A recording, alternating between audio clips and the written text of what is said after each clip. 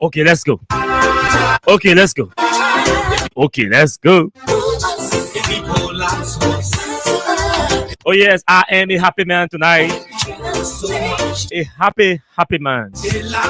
A happy man because I'm alive. A happy man because I'm strong. A happy man because I'm courageous. A happy man because I'm steadfast. A happy man because I'm standing strong and firm to engage those who want to continue keeping us in oppression, subjecting us into poverty, and endangering our livelihoods, pushing us into death. We talk the good, we talk the bad. We criticize the good ones, the bad ones, sorry, and we praise the good ones. Let me say a very, very pleasant good evening to all of you across the country. Good morning, good afternoon, good evening to those of you in the diaspora. Our friends, our fans, our followers, our critics, and even those of you who do not like the things we say and the way we say them. It's good to have all of you joining us tonight to talk.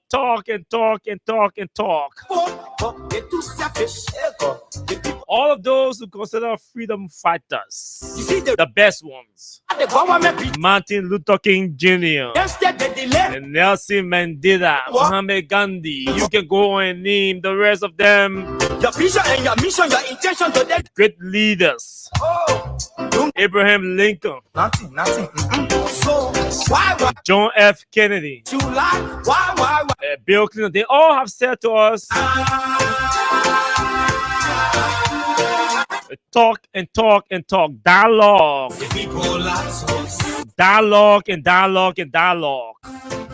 should always be a priority for all of us over fighting. And so we are not here to fight. We are here to engage. We are here to engage the wrong people, the bad people, for the good people. Oh yes, you didn't get that. We are here to engage the bad people for the good people. And in doing so, yes, people will get injured, people will get angry, but it's for the good reason.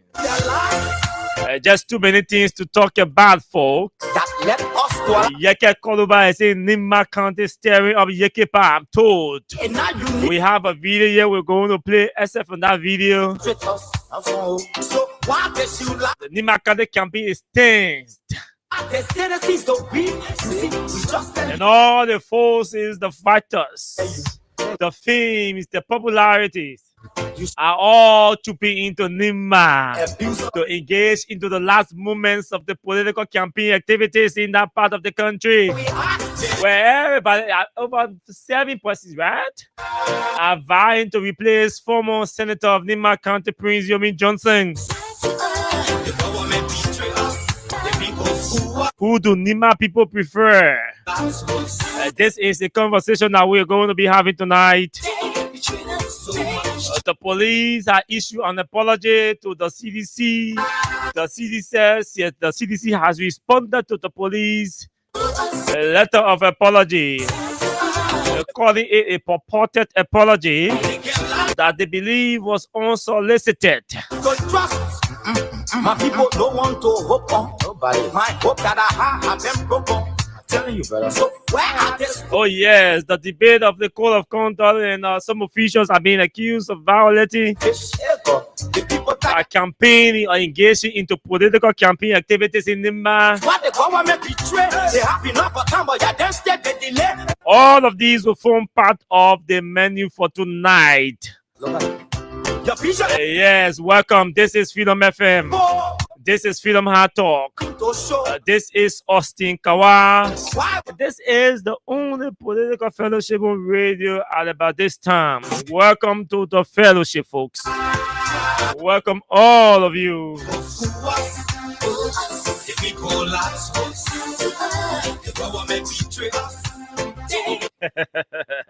This country, nobody will fight in this country. We will engage.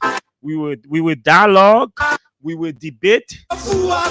Nobody will fight here.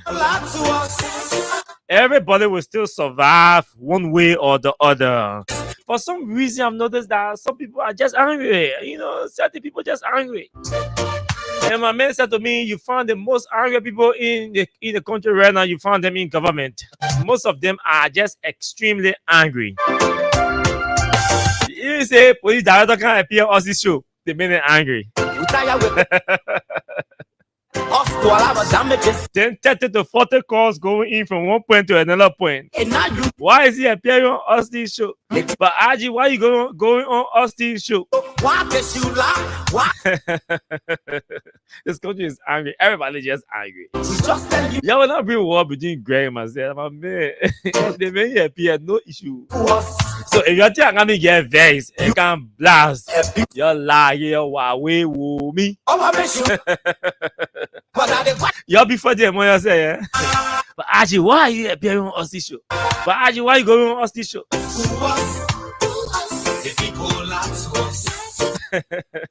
The country, they got a small country. You can't spot. Yeah, you okay yourself. Aji not can't. This show be the show. Us will be us. All our guests will come.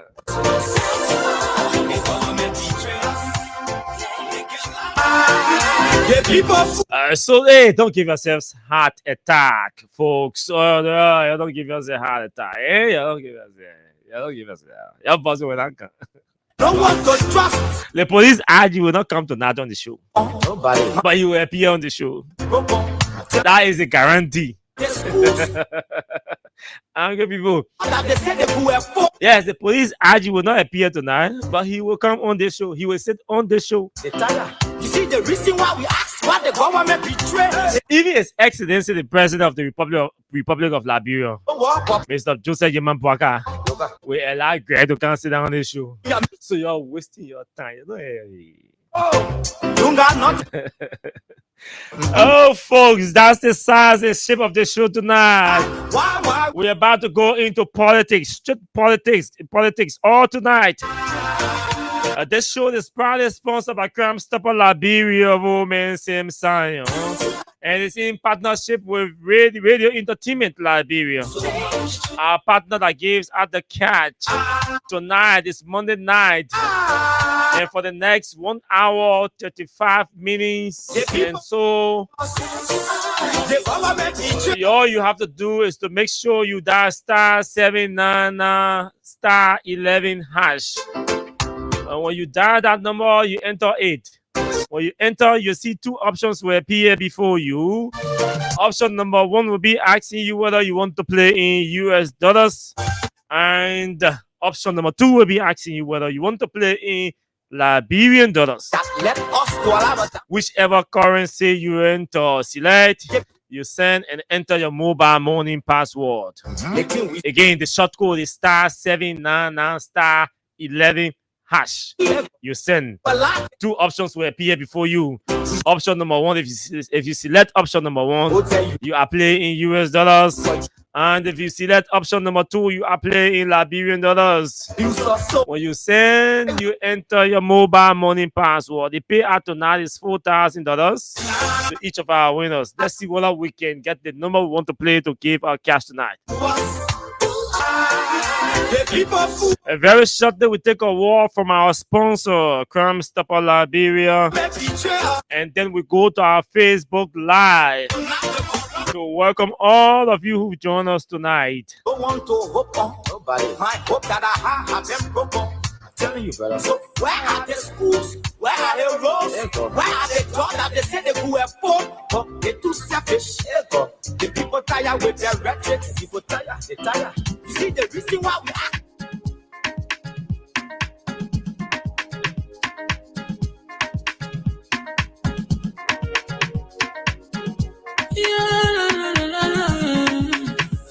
Shama musical.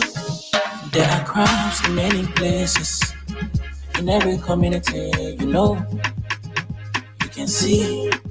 So if you see crime, report it. Don't take law in your hand for the real authority. Really can't take care of it. Crime Stopper here for us, bringing safety to your door. Whether you rich or you poor, if you see a you must target, I mean you cheche. You wait for your safety. If you see it, don't keep it. You must call to report it. Crime Stopper, the people bringing safety to your door. Crime Stopper, stopping crime and making peace for them before. Crime Stopper Liberia, from the center to interior. Crime Stopper, keeping us safe, they're stopping crimes for all of us. Crime Stopper, the people bringing safety to your door. Crime Stopper, stopping crime and making peace for them before. Crime Stopper Liberia, from the center to interior. Crime Stopper, keeping us safe, they're stopping crimes for all of us. Crime Stopper Liberia is your community crime fighting partner. Don't take the law into your own hands. Remember, if you see a crime, report it. This is a message from your own self, Old Man Sam Cyan. Crime Stopper, the people bringing safety to your door. Crime Stopper, stopping crime and Old Man Sam Cyan, thank you, Papi, thank you for that message.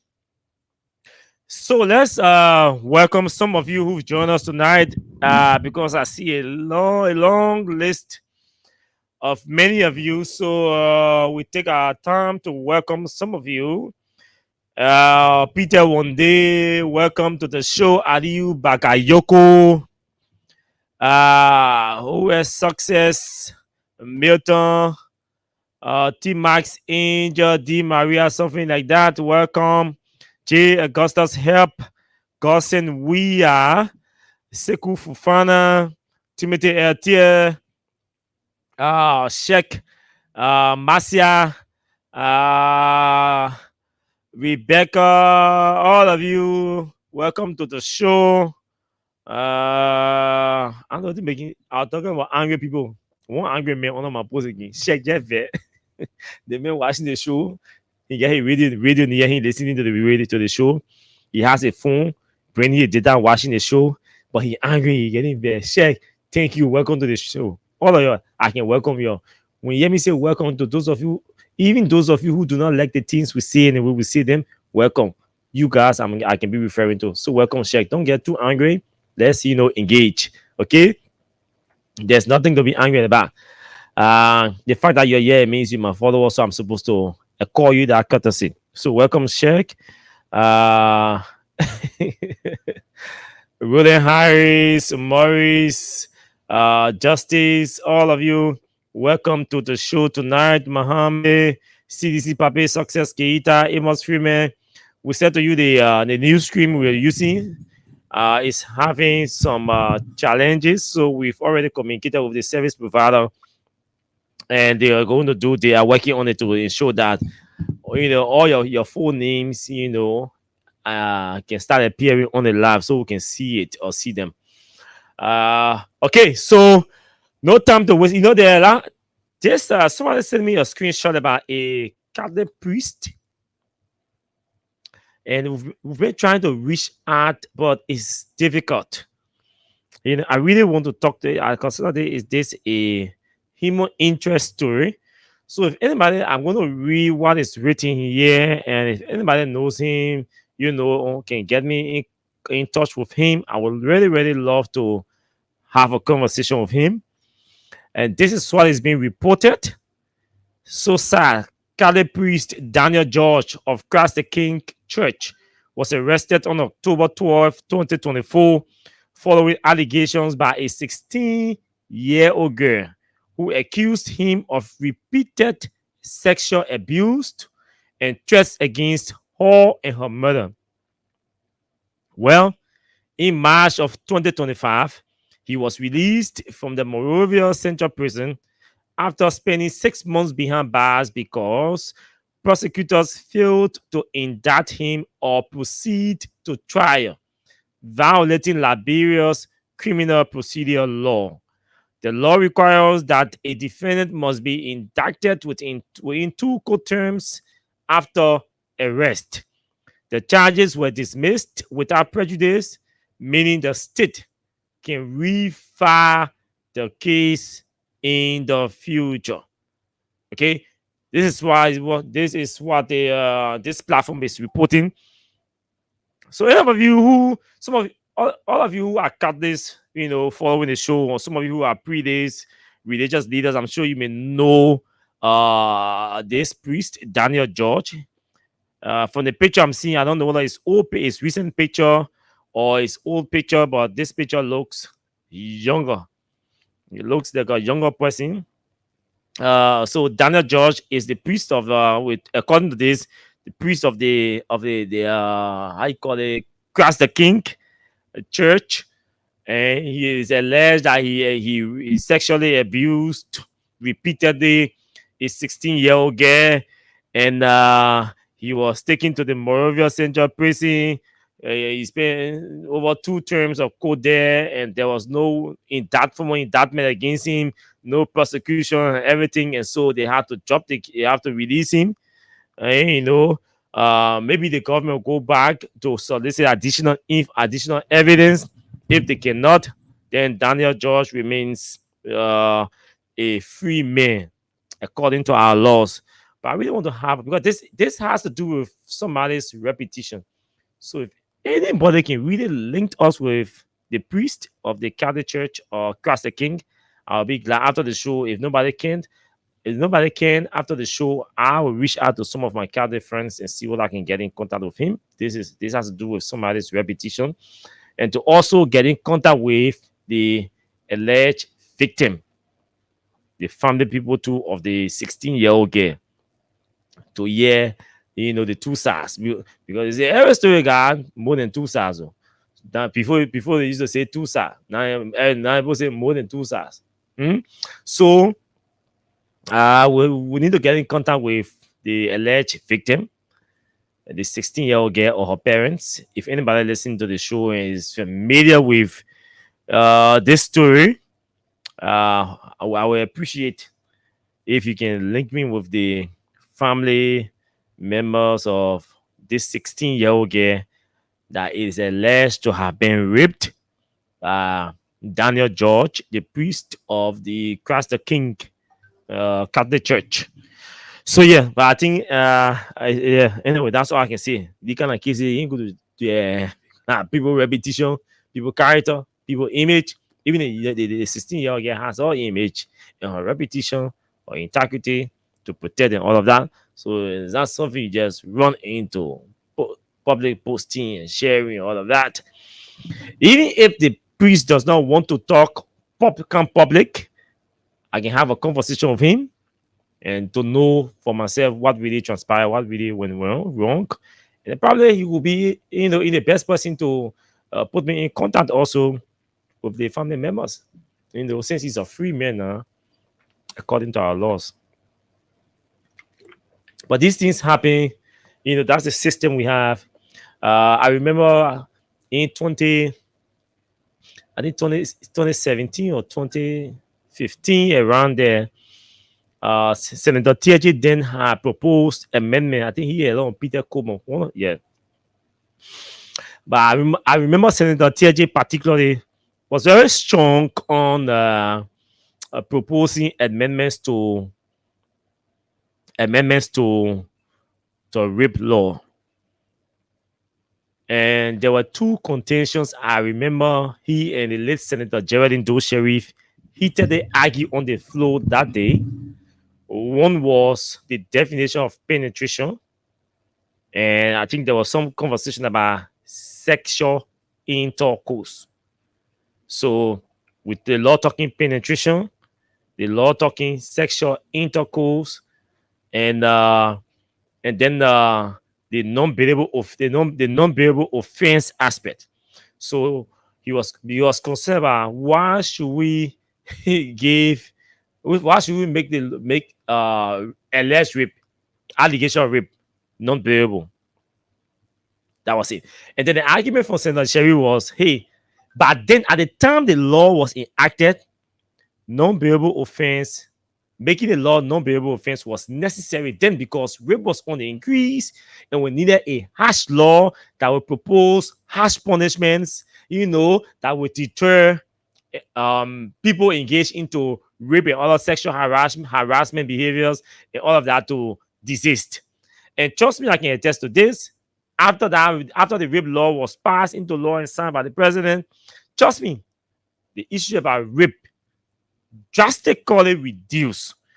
So, to a greater extent, the law or the intent of making that law, making the intent of putting in the law, making rape non-bearable, the intent was significantly met. So nobody can argue that one. Now, okay, we agree that we met a significant portion, we significantly achieve, in deterring men and reducing the rate of rape in cases in the country and everything. Now that we have grown to this level, I think we need to repeal the law to remove non-bearable offense from there, because there were cases where family members, friends, girlfriend, former girlfriend, people who hate you, they will conspire with you, set you up, and then accuse you of rape. Accuse you because they know that it is non-bearable, so you will automatically go to jail. So there were people who were conspiring with people, accusing people randomly about raping them, sexually harassing them, and they were going to jail. And just like that. And so that thing became serious. And so I remember Senator Terry say, one woman, he was joking. He said, "You, Gerald, yes, not the whole. He just accused me of rape. The law said I'm going to go to jail. I will be in jail until you indict me. You get evidence. You prosecute me before I go. And as you are prosecuting me, I go. And when you realize that I'm wrong, I spend 1 year in jail, free 1 year in jail. Free 1 year, no evidence. Like in the case of this priest, I'm not saying he did not do it. I'm quoting the state.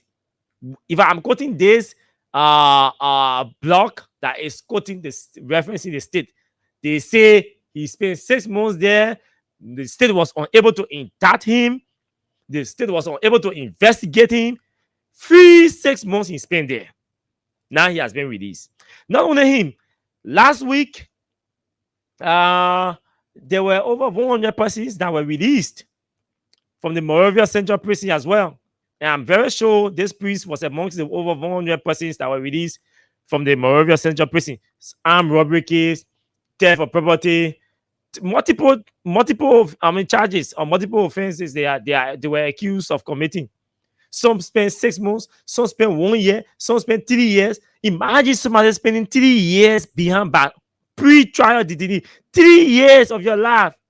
3 years of your life behind bars. Just for the state of come and say, the people there, we get no crown, we get no evidence, we get nothing. They are not even being indicted. Somebody spent 3 years behind bars without you even indicting them. And they're just languishing in there. So this is serious. Already our justice system is so complicated. It is so challenging, and then our prison facilities are extremely small to accommodate people. And then we have the other day somebody said, "Man, the pre-trial detainees inside there are more than even those who are guilty of crimes."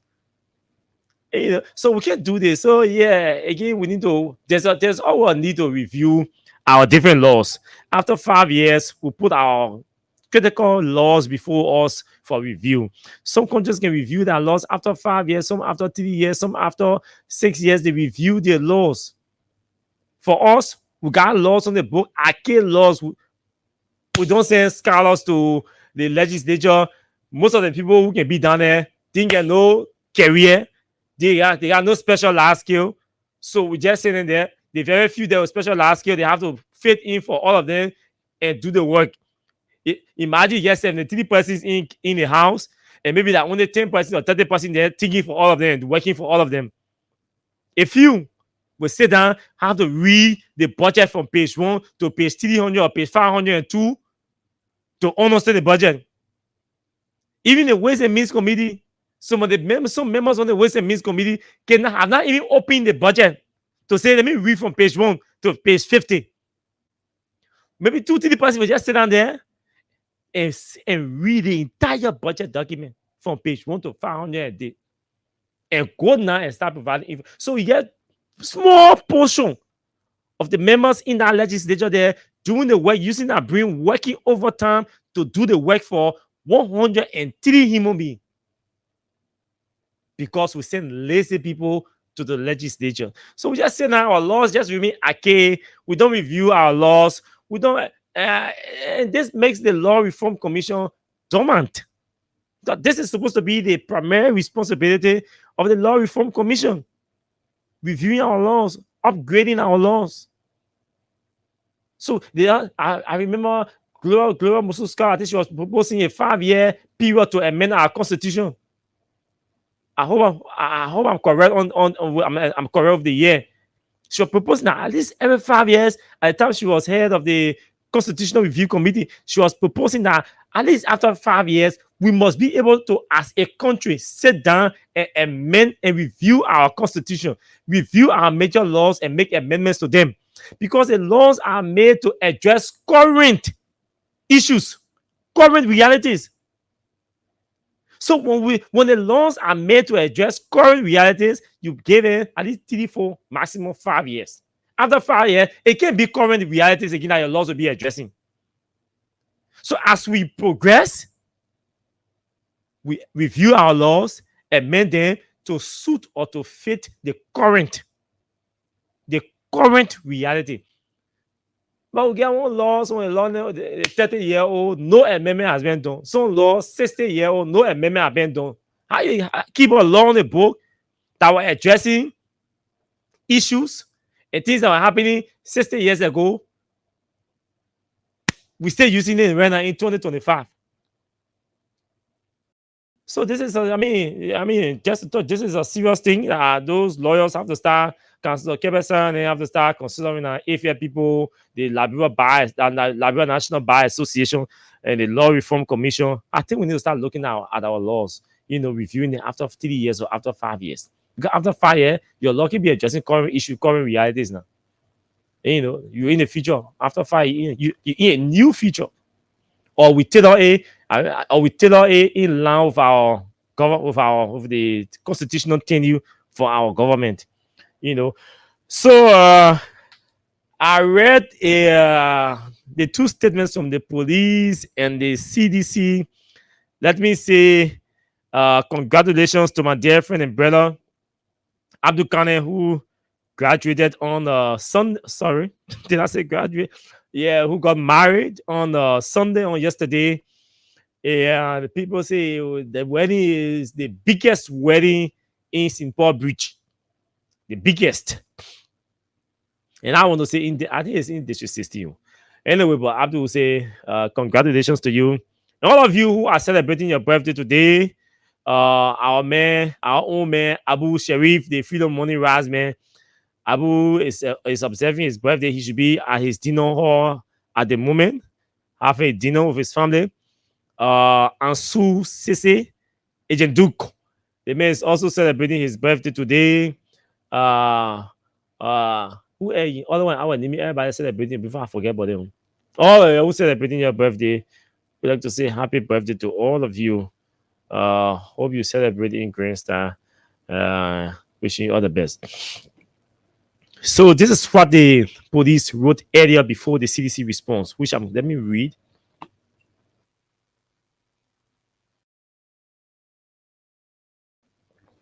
Yeah. Isaiah is heating. So this is what the police wrote. Let me read what the police wrote. Okay.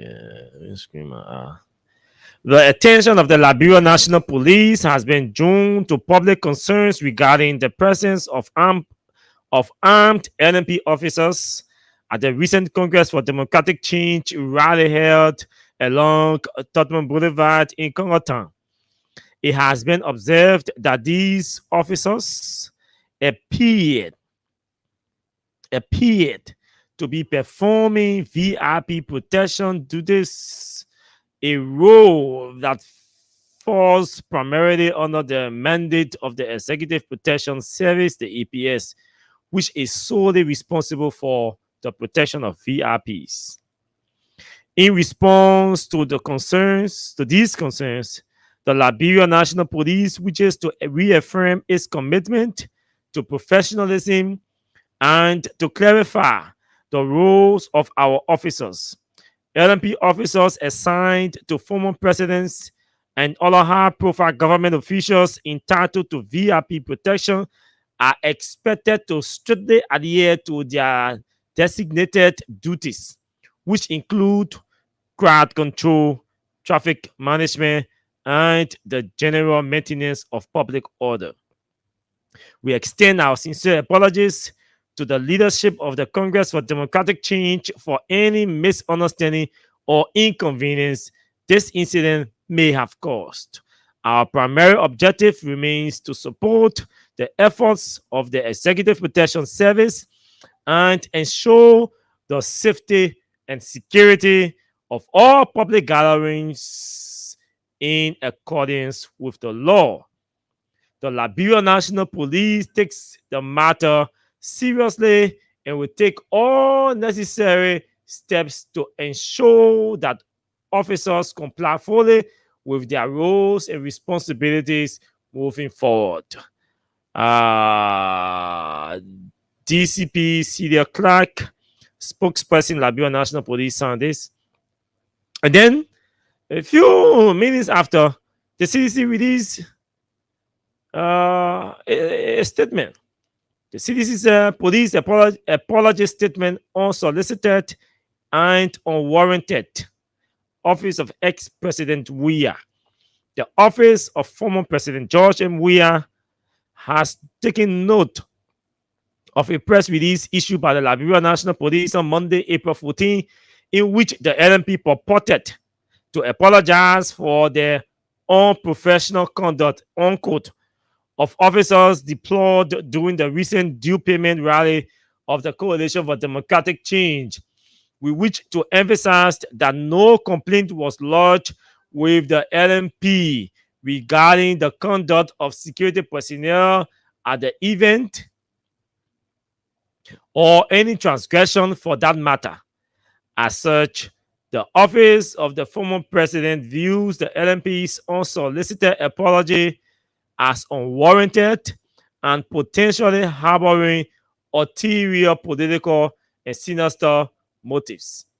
Contrary to the LNP's claims, all security personnel who are assigned and designated by the state tasked with protecting former president, His Excellency George Weah, conducted themselves professionally throughout the peaceful and well-organized rally.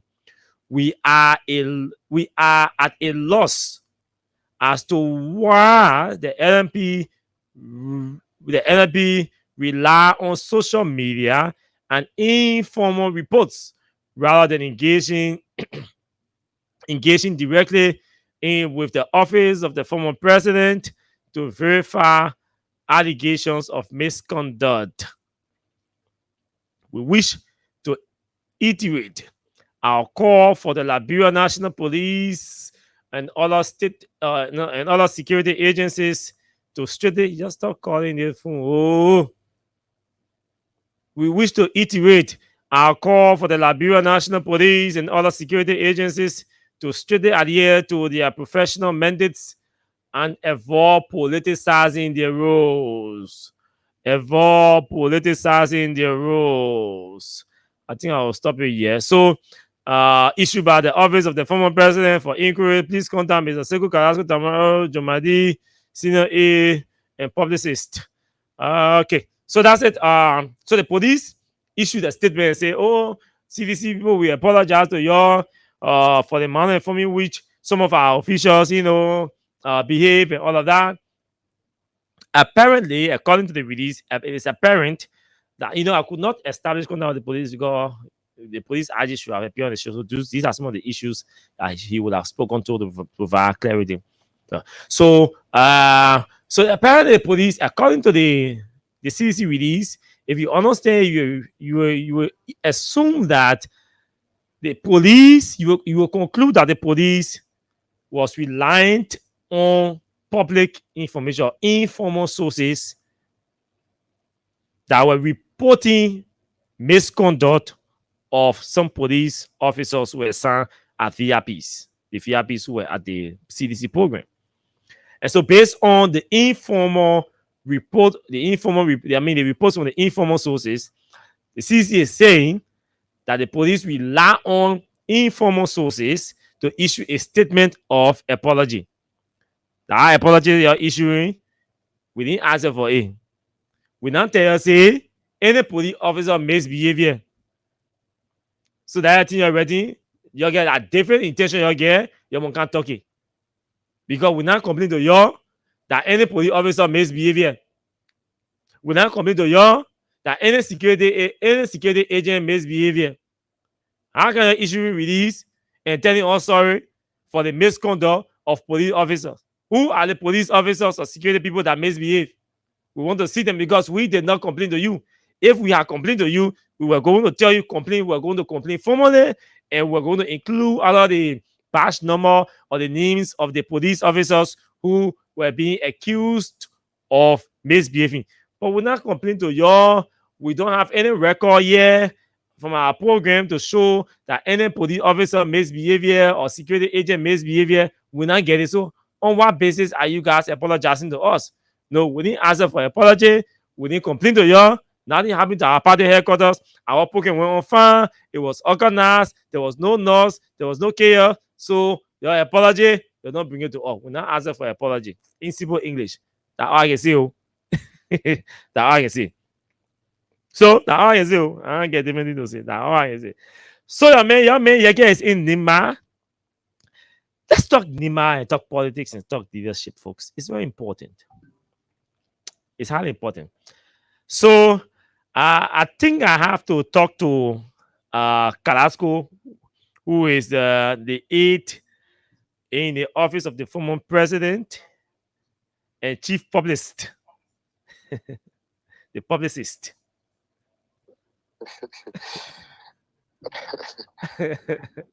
Yeah, I love your new tattoo. What new tattoo il a laissé tattoo c'est continent. Publicist, what do you do as a chief publicist?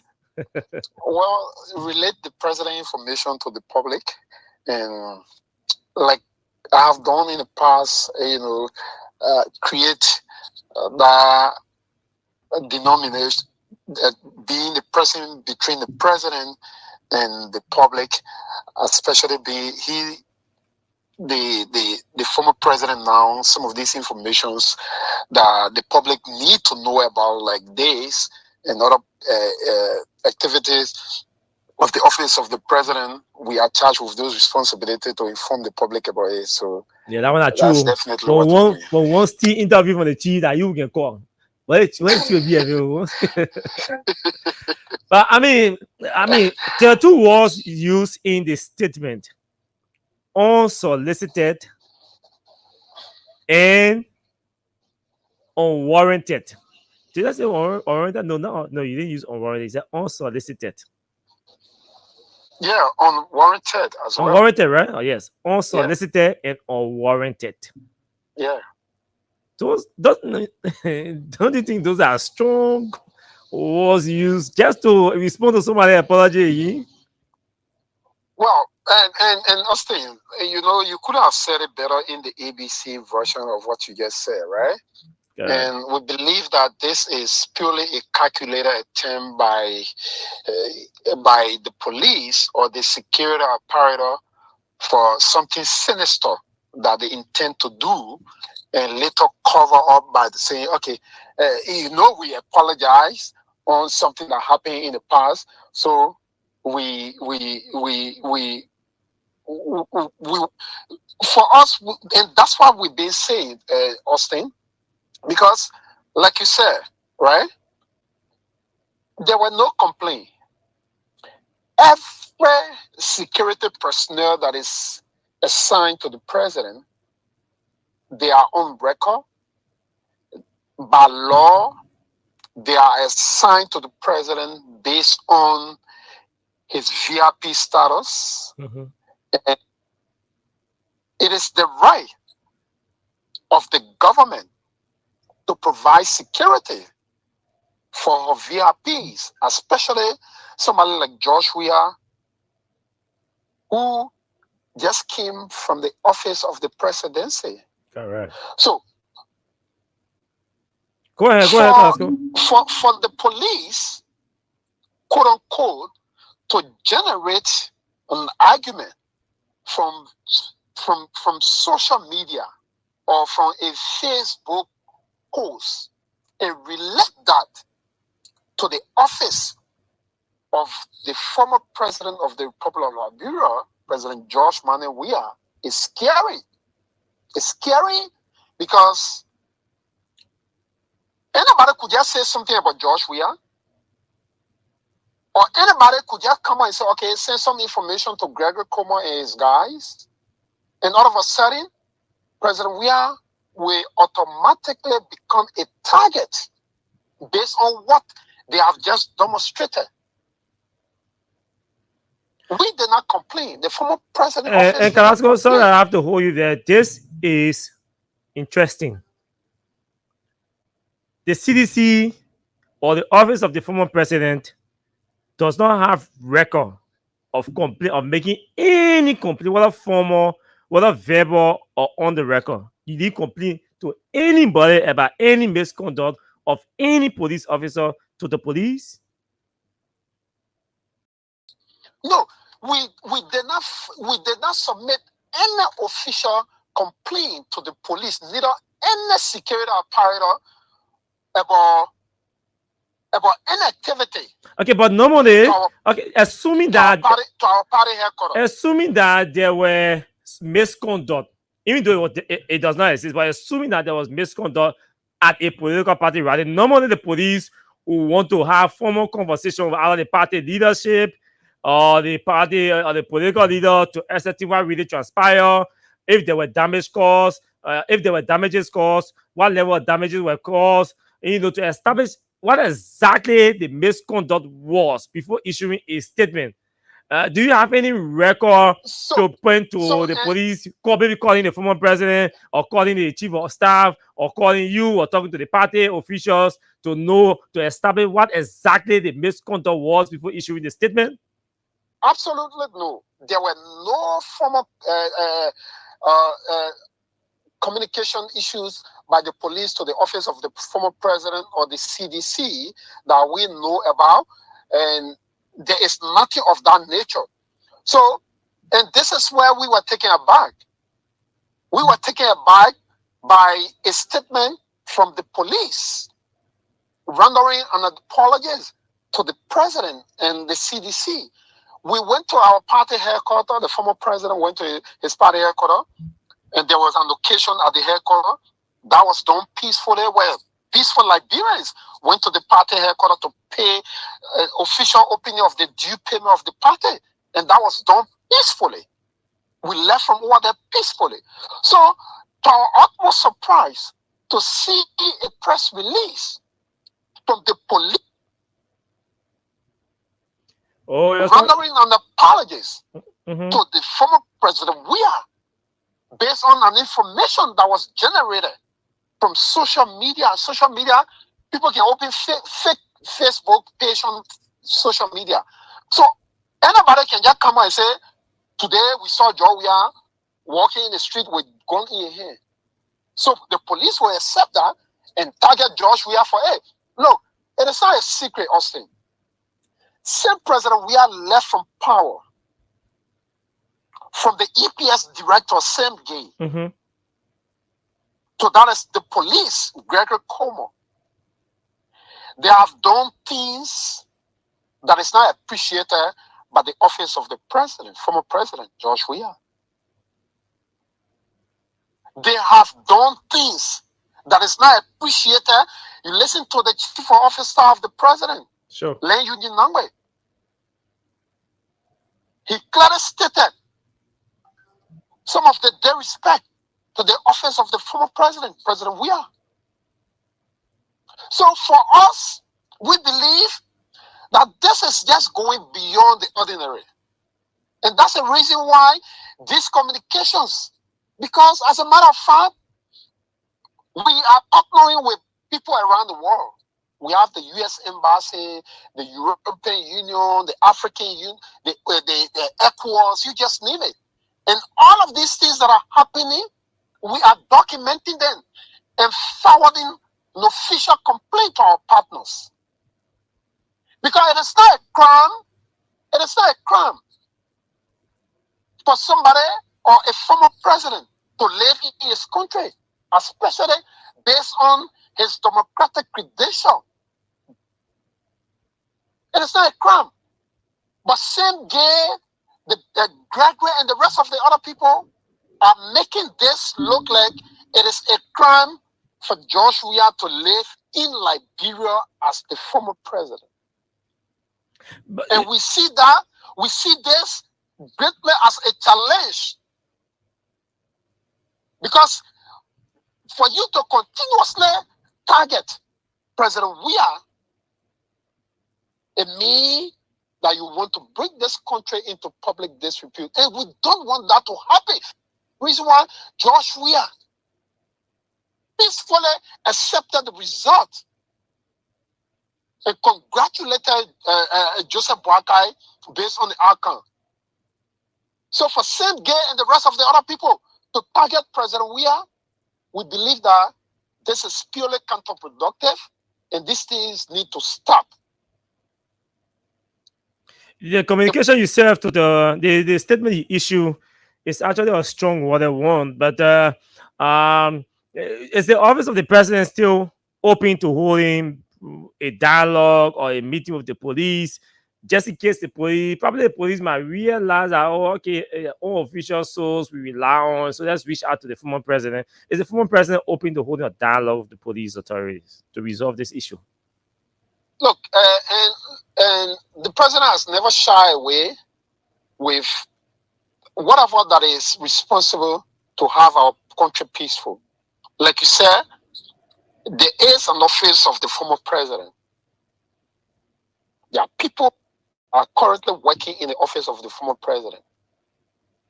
And under no condition, these peaceful Liberians that are working in the office of the former president will ever disassociate themselves from having anything progressive, especially relating to our country. So, of course, when the police, aside from just listening to gossip, aside from just looking at Facebook information, the police director, the EPS director, and every other person know how to get in touch with the former president office. So since they have not done that, they resulted into going to social media, Facebook. We also are using the same medium to respond to the police, because officially we did not receive any letter of inquiry from the police with regards to the apologies that they issue on social media. I'm trying to contact the police spokesperson. That's how we can talk to them, because this is serious. And I hope the police spokesperson can talk to us. But also, thanks for always making yourself available to talk to us. I'm receiving additional reports which are scary, so we'll have to also... Okay, we'll let Carrasco go. But yes, we got enough time to talk to NIMA politics, but let's clear some of these things, off the decks, because some of these things happened over the weekend. We didn't have the time to really speak with these people. And the office of the president, the former president, has always been available and willing to, talk to us and provide us these clarities and all of that. But the office of the president is clear that they did not file any complaint, whether official or unofficial, verbal or written. They did not complain any way, any day, anybody to the police authority. So they don't know where the police response or statement of apology is coming from. They don't know the motive. They believe the motives are ulterior, and for them, they're not taking the statement lightly. I think there are issues of concern here that we have to call a spade a spade. I've messaged the police spokesperson, Cedar Clark, on via WhatsApp. So these clarities and this conversation, we didn't see them coming. So at this point, I can call her unaware. At this point, I call her unaware to see whether she will talk to us, because I'm not getting her to respond to WhatsApp. Let me see whether I can get her via the phone directly on call. See the Ajuba, you call it. Also, we're not coming for people putting on the radio. So me and the police man listening. So the bit I'll call you. So she might not say, well, why you're not coming for people putting on the radio? I can call you for now because the allegation against the police. So I can call you. I can give you the see there. See that I used to work. We used to cover the legislature together way back. When she was reporter, she was president for the Reporters Association, working with ELBC. Let me see what I can get her via here. The 122 number. If it does not go through, how my account be low? Oh, okay, the wrong SIM card using. So call is waiting. Oh, the other people calling here too. I hope they not call to tell us calling you. Don't answer a call. Please hold or try again later. Thank you. Okay, this call is waiting. Let me try again. Call is waiting. Hello. Okay, let me try. Okay. So Celia's phone is on call waiting. She's on another call. Just hope she can call me back. Let me send her an SMS. Okay. That's what we do. We have to multitask. Okay. As a guy, let me text her.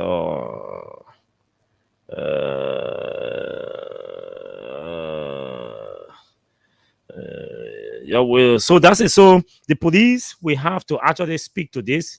It has to go beyond just issue a statement.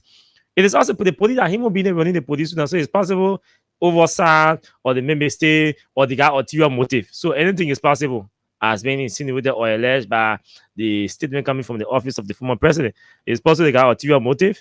It's possible to be the statement or issue of oversight or improper investigation to establish from official source or unofficial source, the veracity of the information before running into issuing release.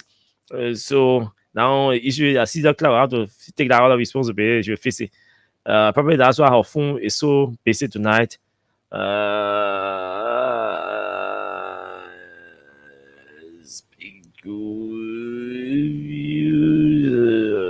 Shut the on the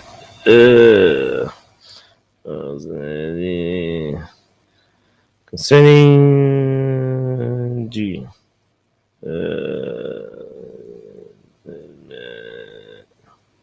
You're sorry.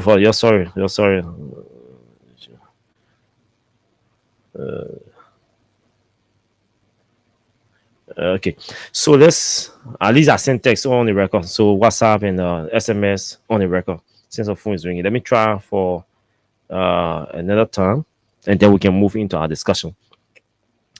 I'm receiving report that I'm receiving too many text messages that Prophet Key, the famous Prophet Key, may be spending his first night behind bars tonight. Allah to be in detention at the Moravia Central Prison, or at the Moravia, at the police headquarters, in detention at the police headquarters, or at the Moravia Central Prison. These are good information that I think CDS should talk to us to clarify this perfect key thing and then the statement, the issue of apology. And you just see their husband number. So when they say, don't talk to that man, don't talk. In la people can decide who they talk to. Now people critical, don't go there. They will critical, don't talk to them. When they talk to those people from the other side, because they're not critical. Don't want to critical, don't talk to them. That in la people, that thing happen. Yeah, CNN and deal with you. CNN will deal with Republican. They will still host Republican. They will still take microphone to them.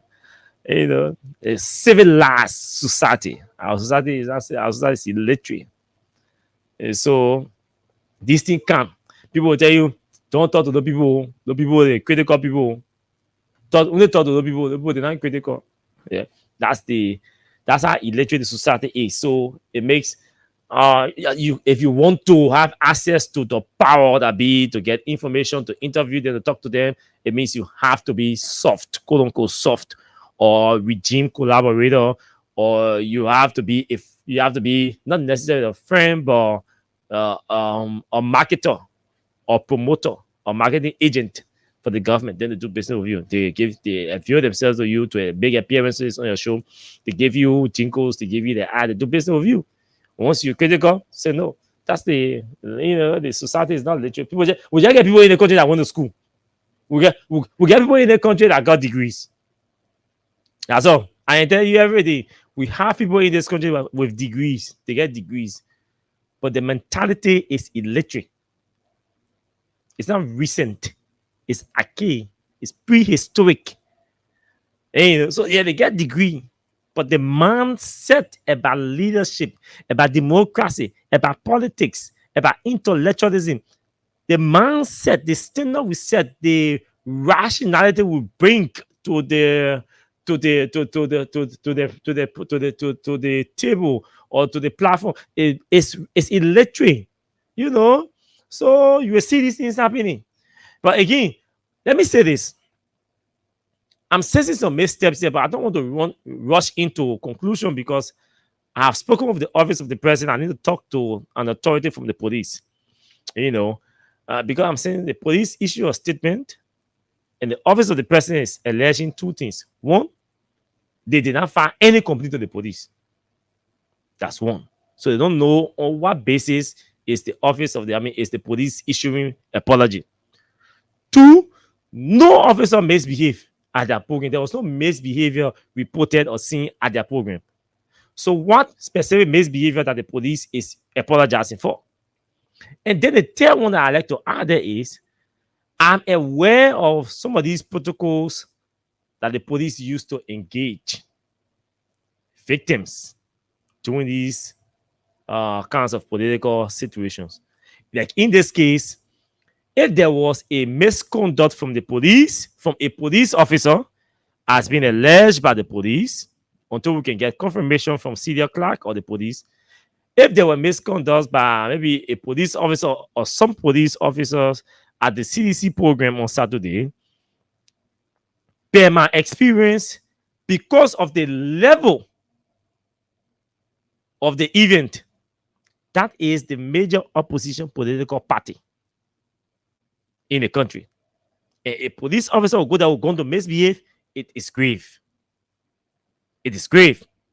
So at that point, normally the police will want to request a meeting, a dialogue with the party leaders to get first-hand information as to what may have transpired. At least ask the question, you know, oh, Mr. Chairman, can we have a conversation with you on Monday by 2 o'clock regarding so and so news we are hearing about misconduct of a police or one or two police officers. We want to know whether it is true that there was misbehavior, whether it is true that those who were misbehaving were police officers. We want to make sure whether you can identify, we want to make sure whether you can identify them because we just don't want to apologize. We want to take actions against them. You know, so we want to identify them.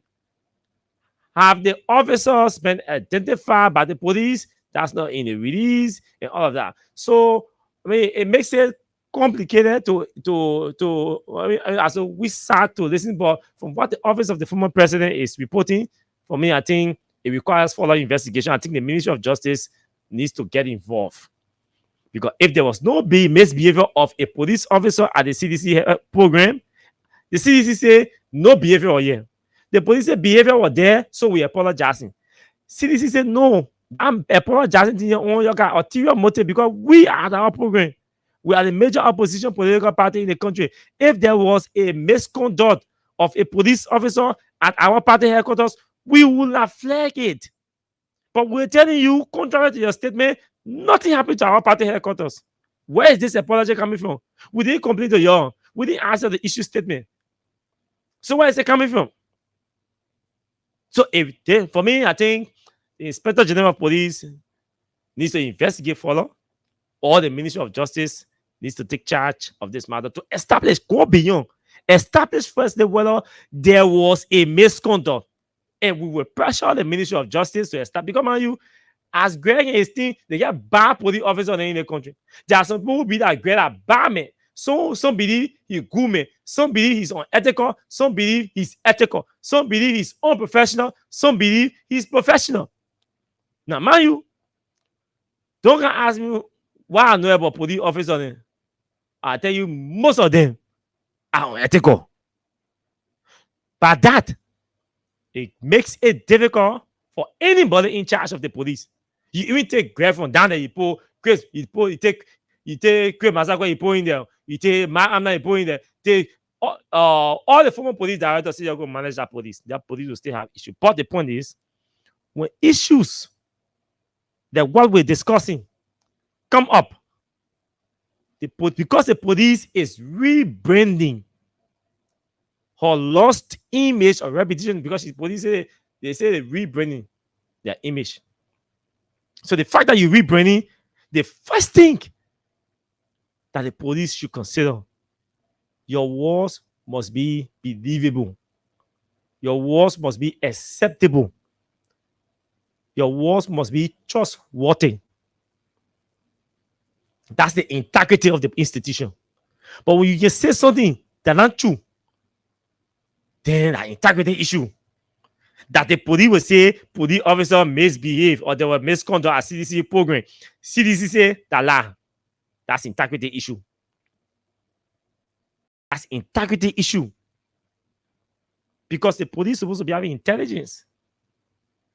For security men, he said there was misconduct of our officer. The party said no, there was no misconduct here. We didn't report any misconduct here. This is an integrity issue now. The war of the police versus the war of the CDC. Says the police versus the CDC war, it means the Minister of Justice or the Ministry of Justice will have to get involved to go beyond this. There is no politics. I don't know why these things keep happening. And the more these things happen, it drags the police into politics. And the police should not be dragged into politics. The police cannot be having a lot of political controversies around it. So in my mind, probably this statement was intended to disabuse the minds of some who believe that the police is partisan or an extension of the UP, or that the police hate the CDC, or the police and the CDC they're not friendly. So the police try to use maybe a minor incident that happened, not to even the knowledge of the CDC. The police tries to use this to fix or mend the broken fences or try to soften the ground that will pave the way for lasting peace between the police and the CDC. Anything is possible. Whether it was a strategy or it's a tactic to reconcile for previous actions, which is possible, but I think it has to be done properly. Because I mean, you can't take action that will question the police, bring the police into the police reputation into question. That do you know what it is to sit down and issue an official statement on the police letterhead signed by the Deputy Police Commissioner, Deputy Commissioner of Police, spokesperson of the Liberia National Police? She signed. It means the police must have done her investigation, her verification. She verified, she established that there were misconduct at the program, and two, that those who were engaged in the misconduct were police officers. In the absence of establishing those two, you can't issue an official statement on the police letterhead.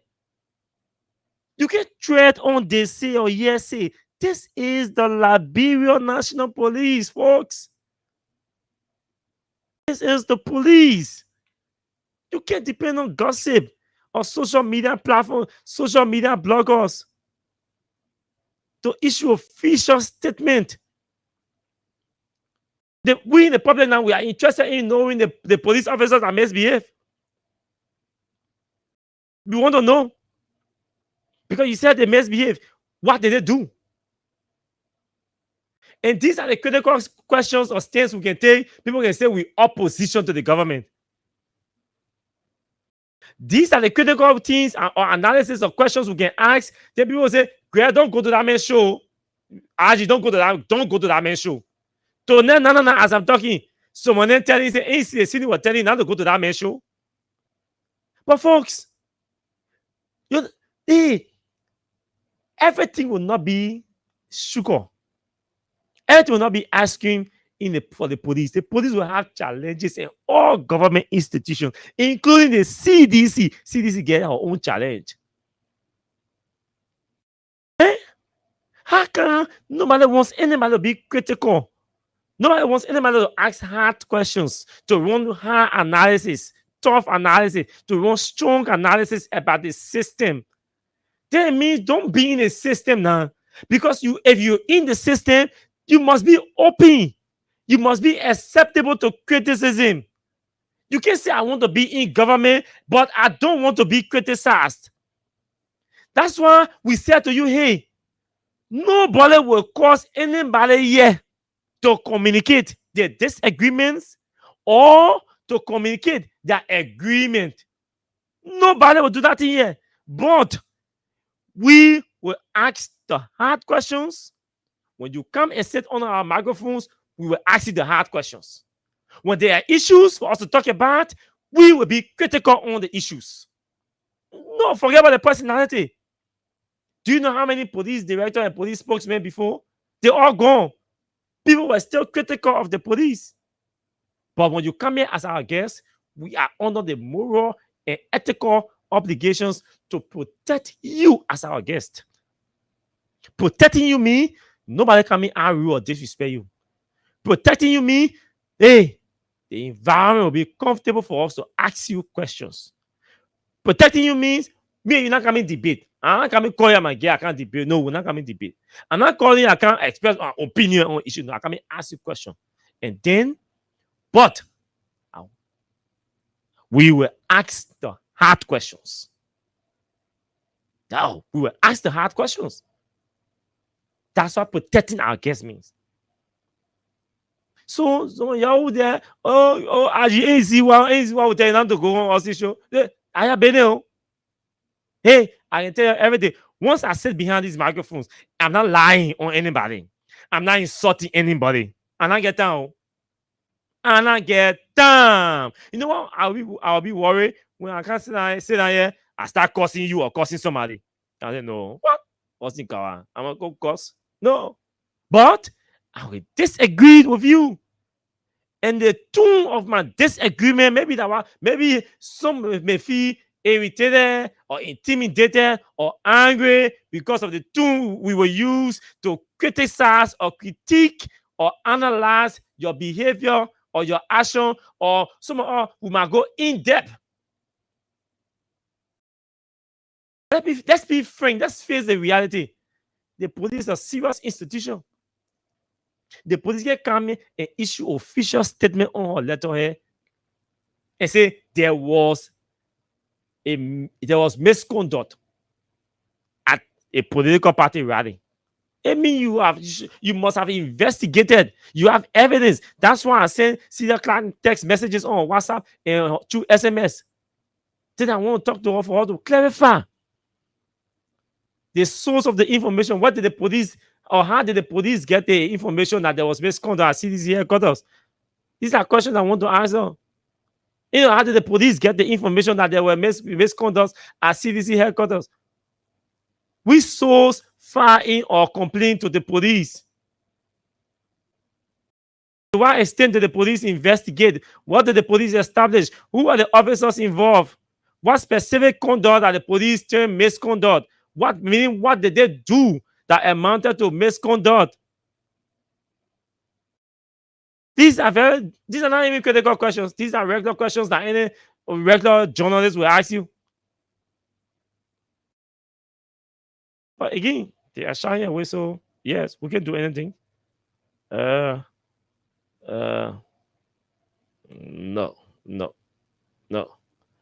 You know, but again, that's it. That's the system we have. We have to move on. So Nima County, folks. Yes, I'm receiving all your messages. The police nobody from the police wants to talk to me to even confirm or speak to this whole statement of apology thing. Then you're sending me private key information again and you're sleeping in jail. How the people will even clarify that the man is sleeping in jail? I want to play this. They say the both singing song in my Koga don't run away. Yeke la human be. Koga don't run away. Yeke la human be. Let me see whether that's true you're talking. He said play the video. Let me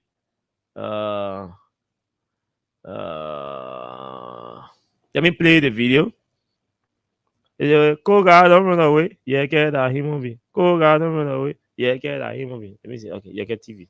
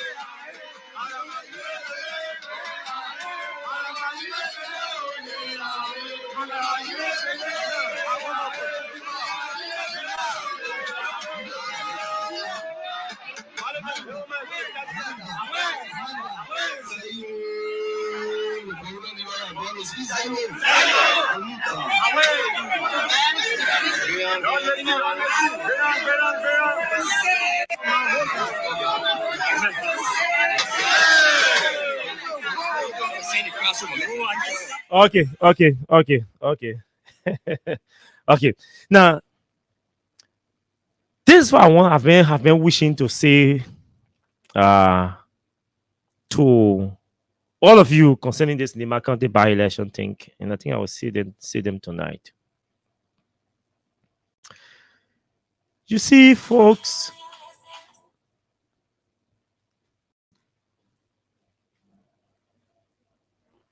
Liberia has a couple of challenges, right? And we can go on and on to talk about the different administrative challenges, talk about the financial ones and all of that.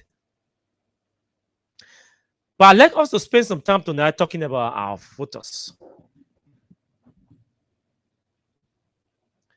Every time when I say to you, we have people with degrees in this country, but we do not have literate people. Do not have literate people. And you think literacy only means you must be able to read and write. But people read and write and they don't comprehend.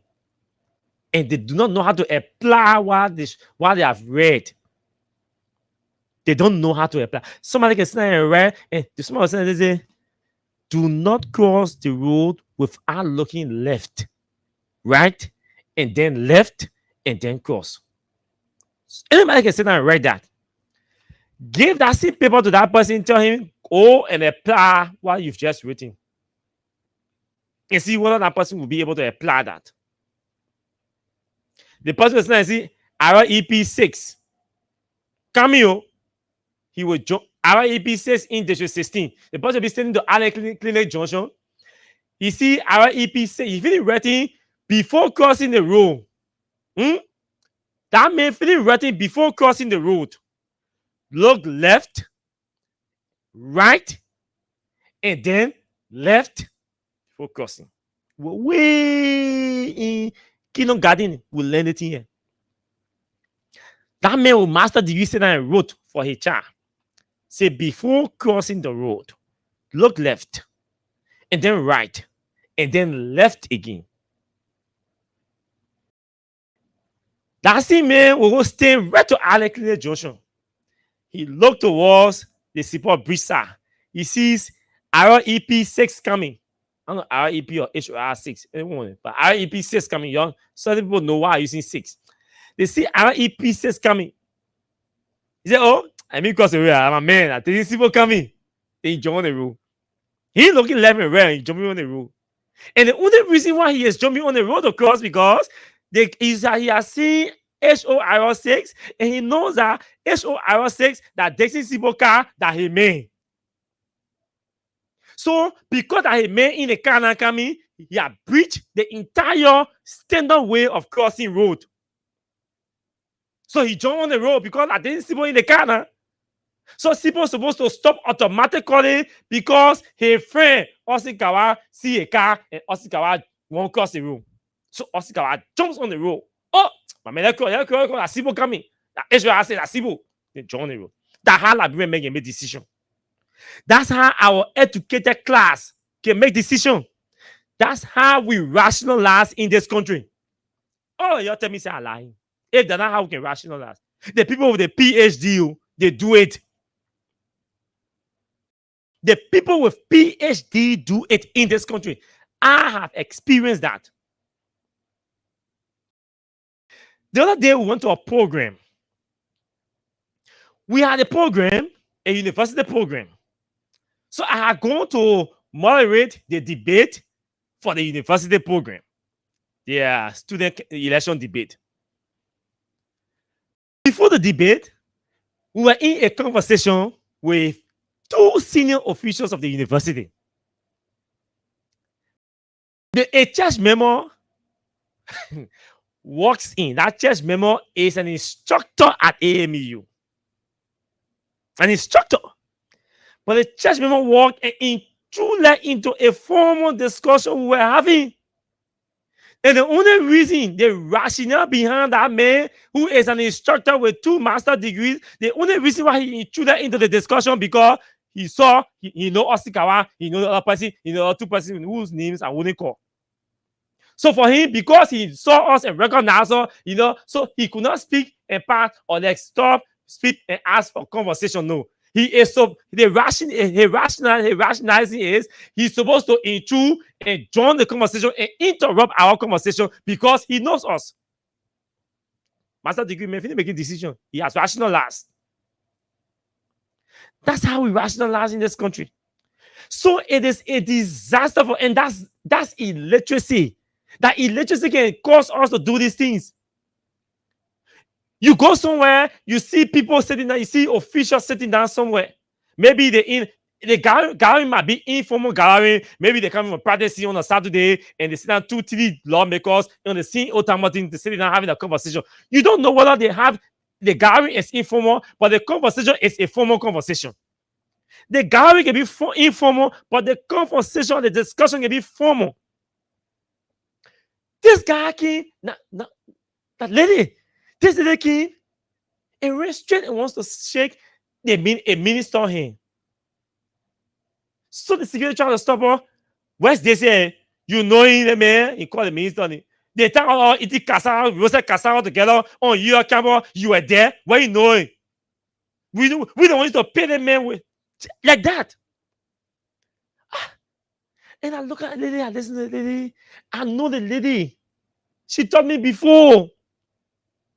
And she taught me journalism before. So I said, what kind of country is so? What kind of people are we? And we cry every day on how we blame the poor people, the ordinary people, for not rationalizing and just making decisions. We say all the invalid votes when we go to elections, all the invalid votes in this country, we can say are the elected people or the people who did not go to school. We blame the uneducated people of being a problem for their country. We say, oh, the people can't rationalize, they can't make decisions, they don't know how to make decisions. But guess what? The ones who have the degrees will go to government office and read the code of conduct for public officials. He will read that code of conduct on Saturday. On Sunday, he jumps up, wears a party t-shirt, and goes to Nima to campaign, and comes back to you on Monday and argues that, hey, that Sunday I went there to campaign. It was not on working day. That man with 2 master's degrees, finish rationalizing you. The law say, do not do this thing. The law did not say, don't do it on working day. Nowhere in the code of conduct say all public officials should not work on working. Should campaign, but not on working days. They say don't do it. The law did not say particular day that you're supposed to do it, you're not supposed to do. The law clear. The man comes back. Saturday he reads the law. Sunday he wears political party t-shirt, goes to Nima and campaign, and comes back Monday and say that on Sunday I did it. He said I did it, but on Sunday I did it. They're not on working day. Yeah? But they see man, so they may telling you Sunday he does not do government job. Imagine government official and he is telling you he doesn't do government job. How do we establish or draw the line between you doing government job? When everywhere you went in Nima, you were recognized as either Minister of Labor or managing. You my best friend more position. You were recognized as managing director of water and sewer. On Sunday, but you say you are not doing government job. On Sunday, you are recognized as managing director for LPRC, my other friend Amos. But he said you are not doing government job, but they recognize you as official title. Folks. And at the end of the day, we do these things because we find comfort in doing the wrong things. We find comfort in violating our laws. Then we go to intellectualize and say we're defending or we're providing justification for our wrongdoings. And we expect that we are going to fix this country. And we expect that we are going to arrest and rescue the challenges that are confronting our country when we are intentionally refusing to honor the rule of law. What kind of democracy? Democracy does not work anywhere in the absence of the rule of respect for the rule of law. Show me one country, one democracy that you know is working or has worked in the absence of respect for the rule of law. No democracy works. It's a complete breakdown. It's a failure. Democracy does not work when there is no respect for laws, no respect for the rules.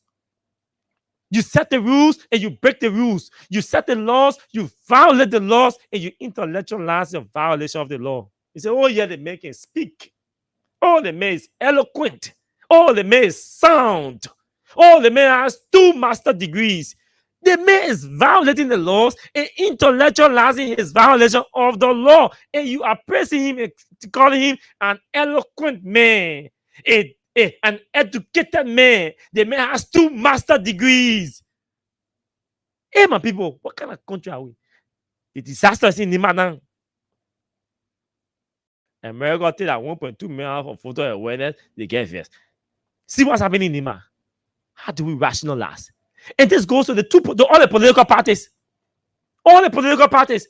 The way we make political decisions in the country, sometimes, it appears to me like, why do we have people, why do we keep prioritizing people with degrees to head or lead us when they're not making decisions that people with degree, people who acquire formal education, that are supposed to be civilized, that are supposed to be literate in the thinking, that are supposed to be able to rationalize and make decisions. We put them to lead us. And they make decision worst. They make decision least we expect of them. Look at Nima. Imagine the United Party folks is complaining that they do not have money. The country is broke. Next day, I think $1.2 million budget just to hold by-election in Nima County. The election currently ongoing. The budget is over $1.2 million. I'm told.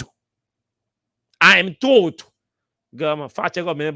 Fact check me. But the reason I'm not doing that outside that because they can be accurate. Well, they can reach out to me though. They can reach out to me. You said they what else? So, but again, can't answer because the thing can be true. I can use my disclaimer. I can get in away. So I'm being told that the budget that the government is acting on to finance the by-election in Nima is something over $1.2 million. Now, folks, tell me, the party and the government in power that is supposed to be concerned about managing waste, the same government is supporting a certain representative that has 5 years or 4 years, 7 months, or 4 years, 6 months. Let's say 4 years, 6 months to serve as representative. They make her 4 more years and more to continue serving as representative. The government says she broke. She's complaining that she cannot even 100% fund the by-election in Nima. The budget that next submitted today, the government said they don't have that money. So they slash the security budget. They slash the photo awareness budget. They slash also the small. They say do all irrelevant one, the photo awareness, security operations. They slash all the budget. They say they didn't get the money. They don't have the money to finance the election as proposed by NEC. So they have to cut. The very government that is cutting, the government is supporting Samuel Koga to be senator, that when he is elected, there will be enough vacancy created that NEC will have to come back to the state government and say, hey, please finance the election again. There's a by-election in Nima again. The same Nima to replace Samuel Koga.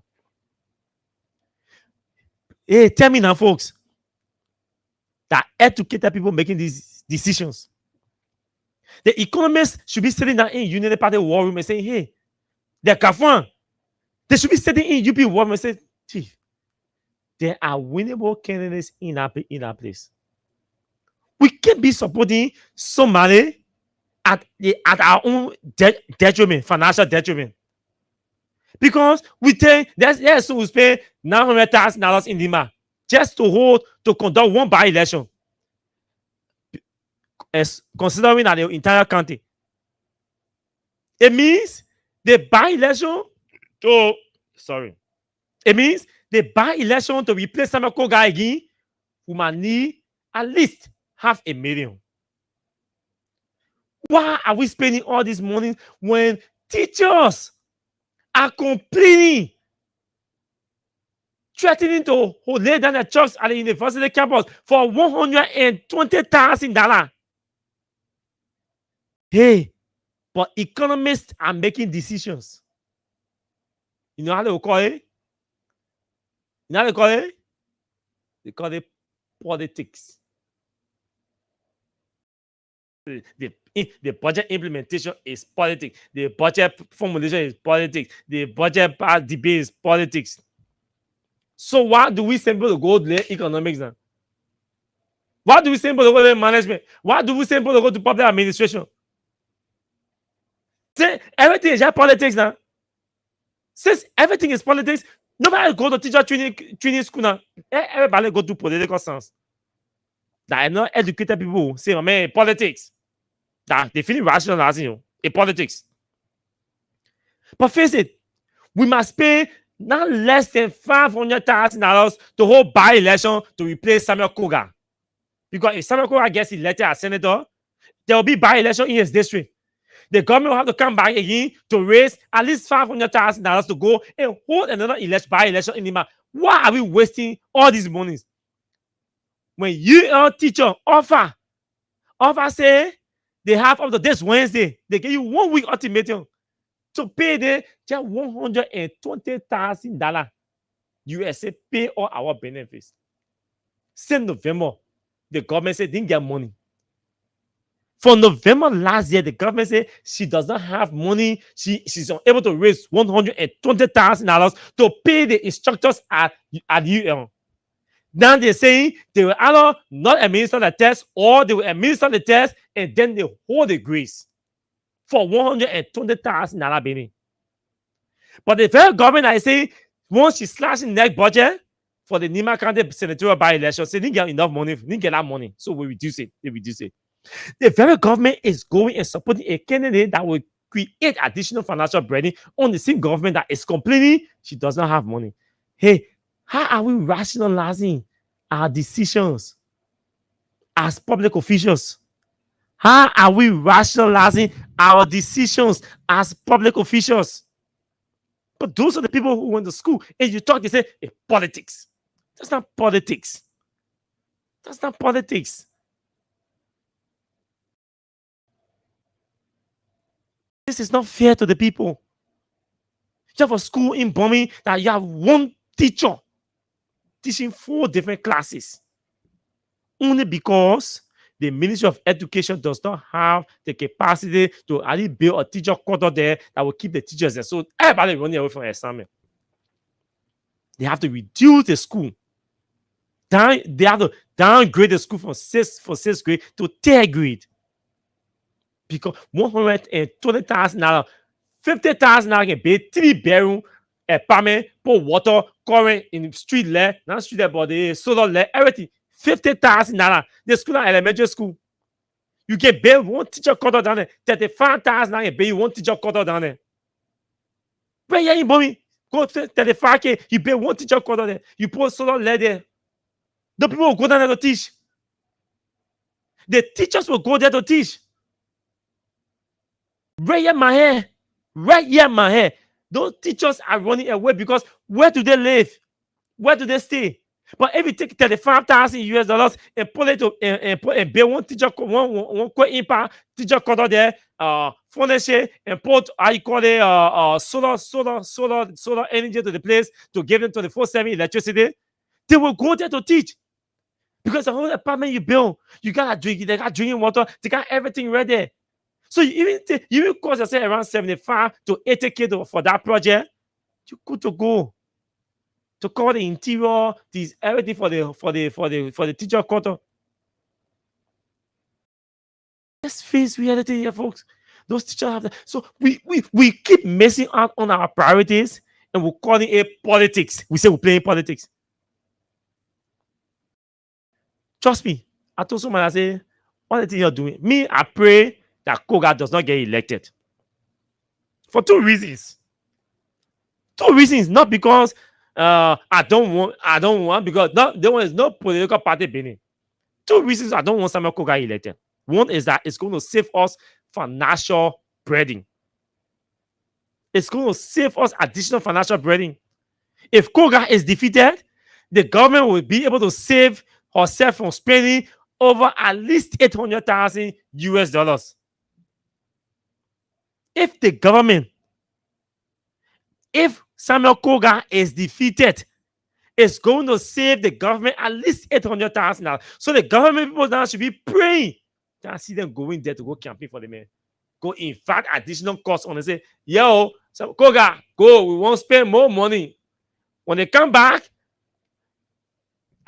these are some of the things that can make us angry. We can toss something and they'll say no.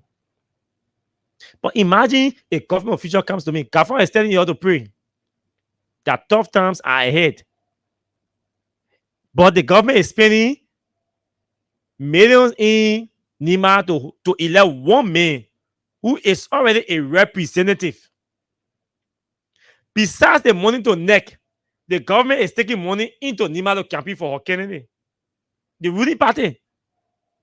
See, they are taking real money. In fact, they are spending more money than what they even gave to NEC on political campaign. Accommodation, feeding, paraphernalia, all kind of different things. They're spending money on it. So beating Samuel Koga, voting against him will save the government, will save our state resources, our money. It will save our money. To beat Samuel Koga is saying government, you'll save over $800,000. You'll save the money. To elect Samuel Koga is saying government, you'll spend additional $800,000 plus. Because we tell the man from representative, we make senator, then will go back to his position and elect somebody. He spend money to elect another person as representative. What is that? What is that? The salary for senator is not more than the salary for representative. The margin down one. What impact Samuel Koga has that made in the House and he carrying in the Senate? What kind of impact is going to make in that place? The man is going down there with zero team, zero achievement. Zero achievement. You take it, I see everybody running beyond Koga. Hey, they may spend all a life in the House, causing noise and disturbing and causing trouble. Just to go carry another trouble in the Senate. That's why you're running behind him and spending all the money. Economic reasoning. I'll leave you with that tonight. Oh yeah, my fellow, all of you who've come to fellowship with us tonight. I'll leave you with this. Economic reasoning. Y'all go to research tomorrow, we'll come back, we'll talk about that. What economic reasoning is. That will start the show tomorrow. In the Nima by-election. We want to take course, but I'll leave you with this. Economic reasoning. Y'all keep it. Y'all record it. Tomorrow, when we come back, we will start the show with economic reasoning. What it is. How does it help our government? How can it help our government? How can we apply it? How can we use it? How have we used it? How have we applied economic reasoning to rationalize, to make decisions, to make choices? We'll come out tomorrow. That's how we start the show tomorrow. We'll be adding professionalism, or we'll be adding some subject taste to the conversation these days. Because for me, I get confused at times. What kind of decision? What kind of who rationalizing for all of us in the opposition, in the ruling party? Who's really rationalizing? Because some of the decisions that we can make, so now say me and my mom can be fool. I can be shocked. You chasing Koga. Koga bringing nothing. He's taking nothing to the Senate. I don't know, I shouldn't roll with that one. But he's taking nothing to the Senate. He's taking nothing to that Senate. No qualities. No knowledge. No argument. No debate. Koga ain't got the man and prefer one debate. All the years he spent in that place. In the House. The man get debate. He ain't got argument. He doesn't have logic.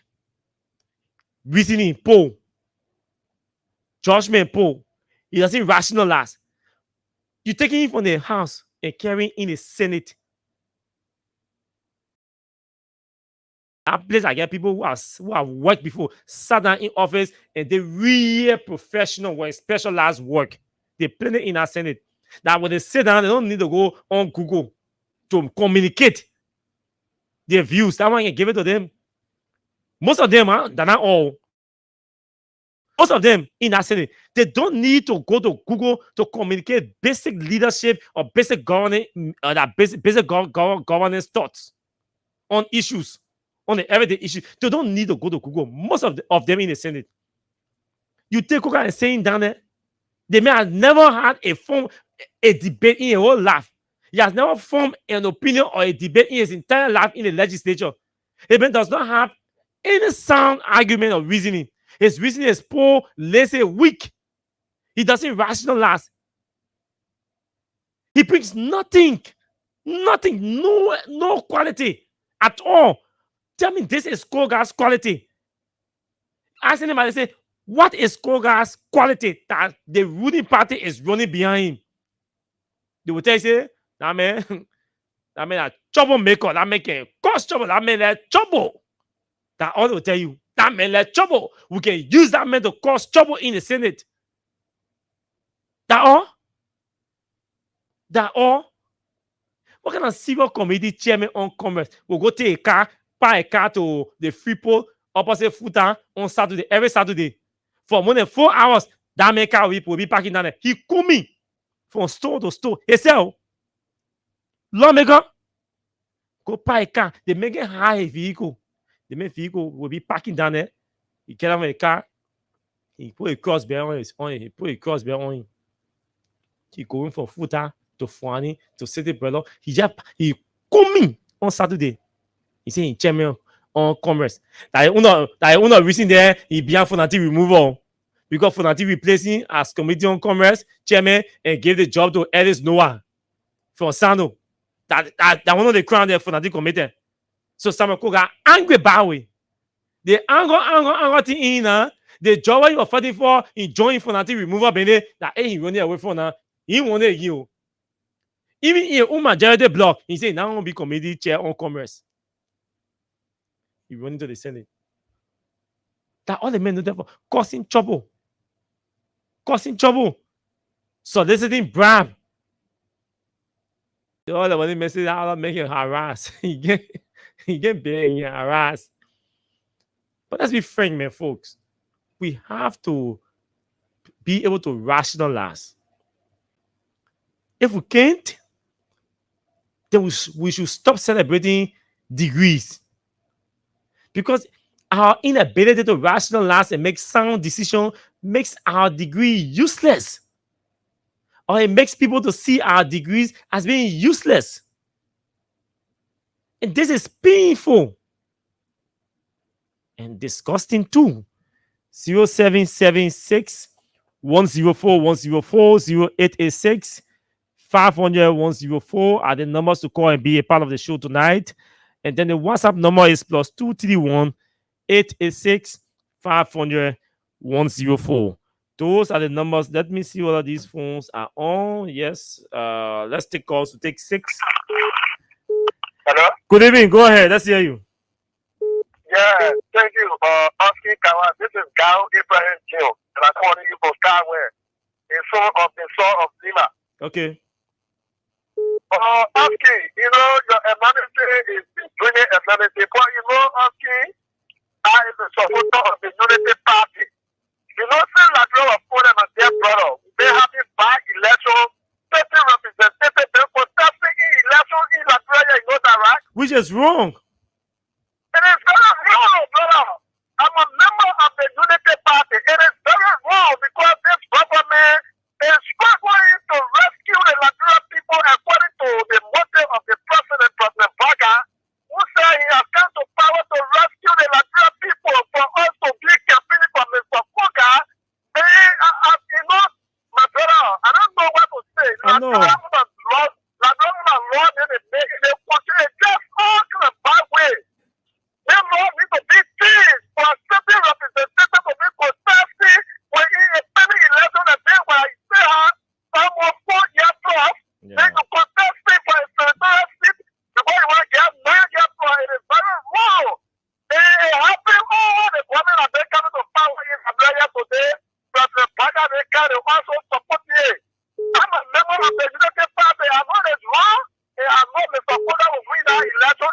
It will be another bad election in Lima County because somehow we know we have what people they know that time we know what's going on there. Sure. I know Mr. Koga will win the election and it will be another bad election. That will put the government in another problem. It's going to stay another half of better again. And in the Congo where it's a very good candidate to represent the people of Lima County for Mr. Koga as a certain representative for testing for senatorial seat. It is unfortunate in Nigeria. We need to change the constitution. Thank you, my brother. Let's hear somebody else. Go ahead. Hello. Good evening to you. Let's hear you.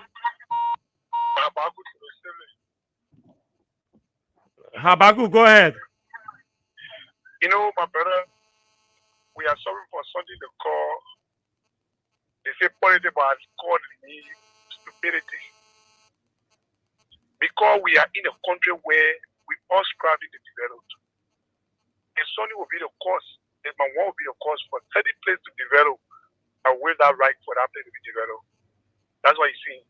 Because to pay 2 times money just for one person to be there, yeah. Even though it's What they as the call stupidity because they may already in job. You looking because a lot of people like looking for job. Let the people give chance to people to find job. You understand what I'm saying here? Sure, you're right. I have to believe you. So if we love the country as we love ourselves, this country is our country. It's country that we're trying to build. We all should join together with effort knowledge to develop the country. And that is clear knowledge you're preaching tonight. That's what I want me to go. Because if you elect the man, you will say elect another president. So why not give the thing to somebody who already looking for a job that don't have a job? And then we say, the country, over $800,000. You see what I'm saying? So how can we expect the country to be developed?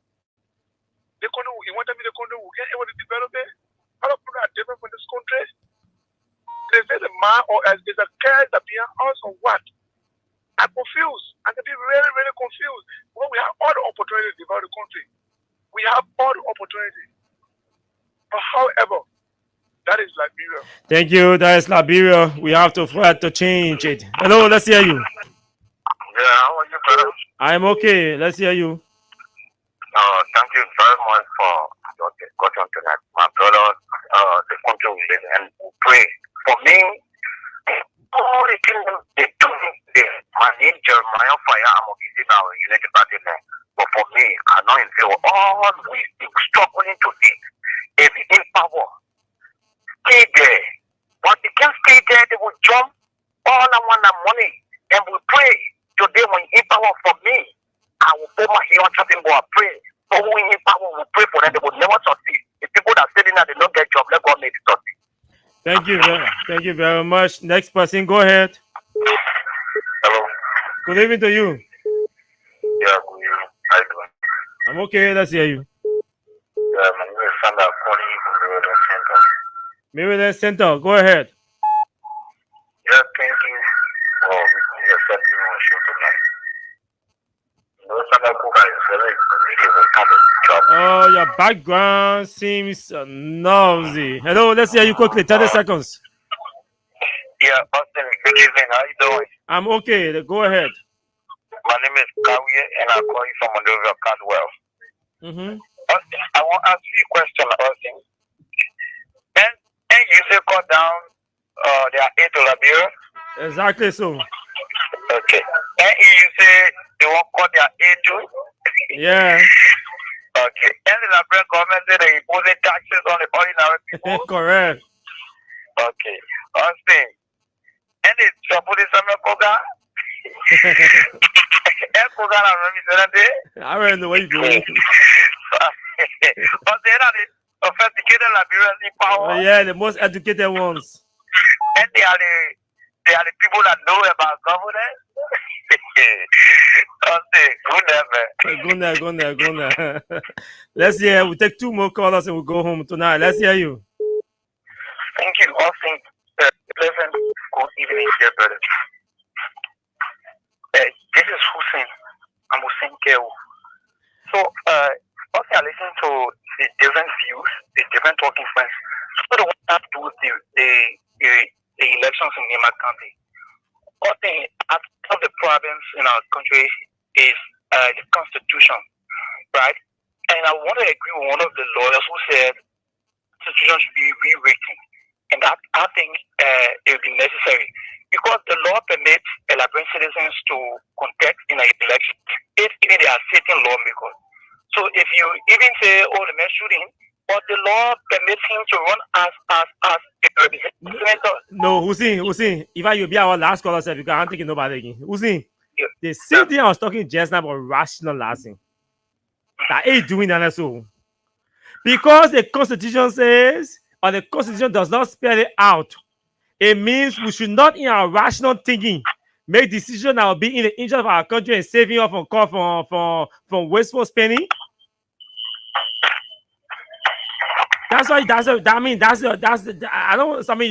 reasoning, right? Or that's the argument. No. The point here is that it is permitted under the law, correct? It is permitted. Hussein, the conversation is not illegality. We're not arguing or discussing that it is illegal. The point is about how we rationalize our decision, how we rationalize before making choice. Oh, we lost Uzi. We lost him. Hey, my man, Uzi, my man. Let's see now talking about how we rationalize. That leads us into making decision that does not exploit the country. You can't again say the law say because the law does not disallow or the law does not speak against it, it means we can do it. That's not the conversation. And that should not be your best reasoning. The other day, I think I was Oliver and myself, or I think somebody myself were having a conversation about the Constitution. I don't agree with any lawyer that would say, let's rewrite the Constitution. Rewrite the thing for what? Rewrite it to mean what? Let's amend. Yes, that sounds reasonable. And I was also telling you initially about on the show. I was telling you how I think as Scott proposed that we amend our major laws, like our penal law, our criminal procedure law, our constitution. After 5 years, we see what we can possibly amend our laws to suit or meet to fit current day's realities. But I say rewrite to mean what? Now, how we rationalize. It's a serious challenge for our country. It is costing us a lot. It's costing us a lot because we don't rationalize well. Use sentiments. We last sentiments. My man will say when they're talking nothing because you be man. So let me go say because the law does not discourage. So I mean let's do it. But the NEC is a constitutional requirement. NEC has rules. NEC has its own criteria, she said. Right?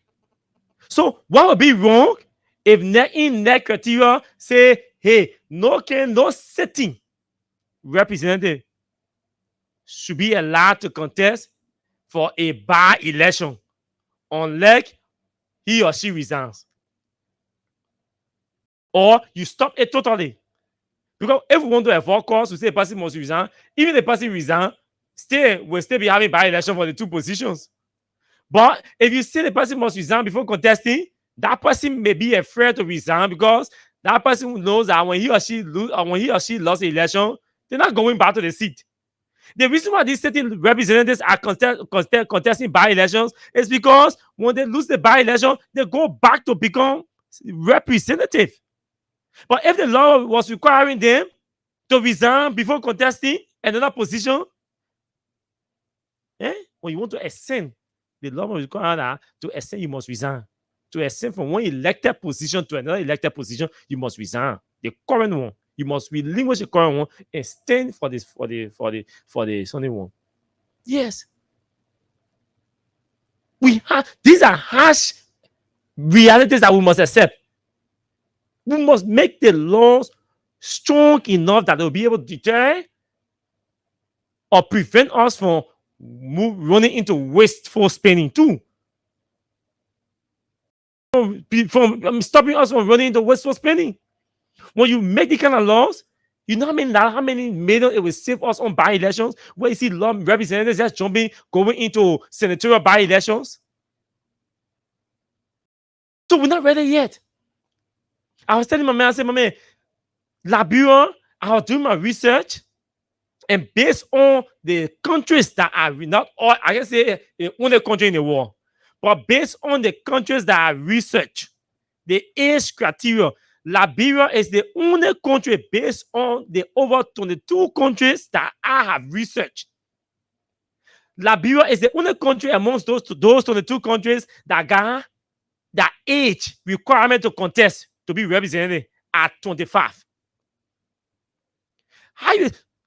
Our law say 18-year-old is an adult. 18-year-old can work. 18-year-old can marry. 18-year-old can born child. 18-year-old can build house. 18-year-old, if you 18-year-old, you can marry. You can work. You are eligible to marriage. You are eligible to work. You are eligible to own family, to raise a family. 18. Our law say 18. Then you say that man can get work at 18. He get married. He pay her at 19. from 18 to 20 or 21 year old, they make it establish himself, marry, get a job, everything is something. But he's not allowed to contest to be represented until he reaches 25 year old. That law is archaic. And in my mind, the reason why the framers of the Constitution didn't set the age at 25, because by then, the circumstances were different. But the interpretation of maturity was different by then. How many 25-year-old person then, maybe you saw leaving university, getting senior or middle level management job. It was in news then. 1986, when the Constitution was made, for a 23-year-old man to be manager, director, assistant minister, it was news. 1986, you 23-year-old, you assistant minister, that news. 1986, you graduate from university, that news. That news. No, that's not news. For a 23-year-old man to get married, 23-year-old man to build a house, that's not news anymore in Liberia in 2025. That's not news again. So it means the society has grown to that level. We've grown past people seeing 25-year-old, 23 or 24-year-old person as a kid. We've grown past that stage. So what do? We amend the law to suit current reality. 22-year-old man in America, we can be celebrating 22-year-old man as represented in America. 19-year-old person contesting to be represented in America. In Liberia, we say our law says you will be 25. But when 19-year-old person contesting to be congressman in America, we can be celebrating it. It can be news. We stay here saying you must reach 25-year-old before you be qualified to contest as representative. Then we set age criteria, but we don't set academic criteria. So you can be 25, stupid 25-year-old man or 25-year-old man. When you not get sense, you can contest. You know what I mean? When you not get sense, just be 25-year-old, you can contest. You can get no career, no experience, no specialty, or no special life skill, nothing. Just be 25. How can we reduce our legislature into just my being 25-year-old? And we disregard the issue about education. Then we focus on age.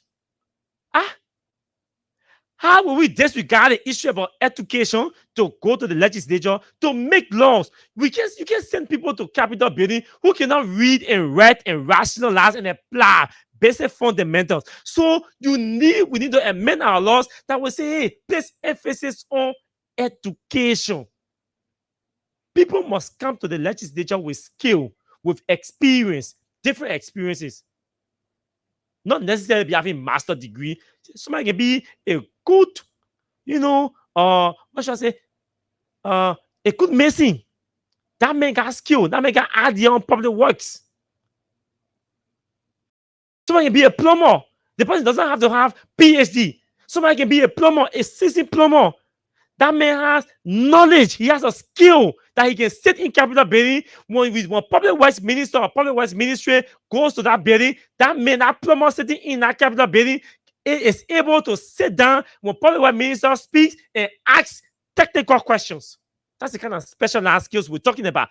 Not necessarily go get PhD or double master. No, but we need to encourage people with specialized skills to go into the legislature. That's the point. My man will see one about because the law not lie. Okay, so that should be loose. We should not set no standard. The laws will not necessarily set practical standards for you. Yeah, sorry, we gotta go on 15 minutes into the next turn. But I mean that's it. So don't forget economic reasoning. Don't forget, tomorrow we will begin a show with that. So we have to go. Yeah, sure, we have to go. Let me say thanks to all of you who joined us tonight. Thanks to the office of the former president who accepted our invitation to provide clarity on the communication or the statement issued Even though the police did not respond to us, we will reach out to them tonight or tomorrow to see whether we can get a response from them regarding the statement issue. That is a follow-up. Tomorrow is Tuesday. We hope to get the UR people to talk to us tomorrow, the faculty. But to all of you who call in, all of you who follow us via our Facebook Live, and via the different radios, whether it's through your phone or your manual radio or your digital radio, we say thanks to all of you, man. It was nice having all of you on my voice tonight. And hope we can do this again tomorrow by God's grace. Until we meet tomorrow, do have yourselves pleasant moments in your respective areas. My name is Austin Kawa. Bye-bye. You use us and later on abuse us. So why? The government should lie. Why? But that the question that we ask.